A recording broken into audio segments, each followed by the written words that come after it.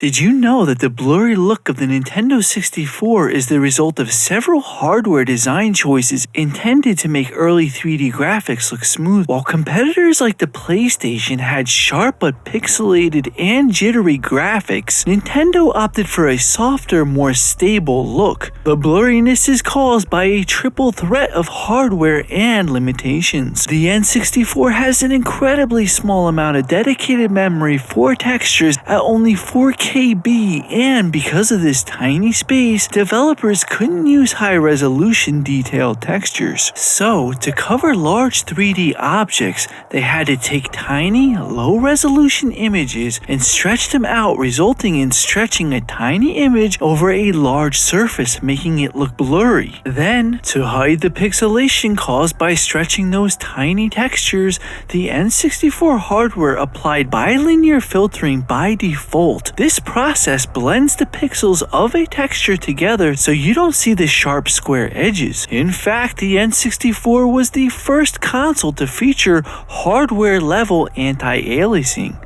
On top of the anti-aliasing, the N64's video output hardware applies a final horizontal blur filter to the entire image before it sends the signal to your TV. This was designed to make the image look better on 1990s tube televisions, but it makes the image look very muddy on modern flat screens. This is what most people are actually talking about when they complain about the blur. After the image is fully rendered, but before it hits your TV, enthusiasts use several methods to sharpen the image on original hardware, including RGB HDMI mods, which are internal hardware modifications that can bypass the N64's built-in blur filters. There's also de-blur patches for games that can be used with a flash card, and there are upscalers, which are devices that can help clean up the analog signal for modern televisions. If you use a modern mod like the N64 Digital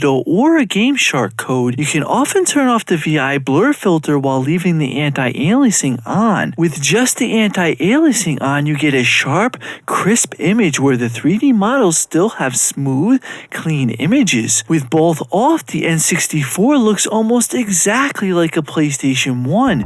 Very sharp, but with extremely jagged edges on every 3D object. What do you guys think? Do you prefer the blurriness of the N64 or the wobbly warped textures of the PlayStation 1? Let me know in the comments down below. Like, sub, and I'll catch you guys in the next one.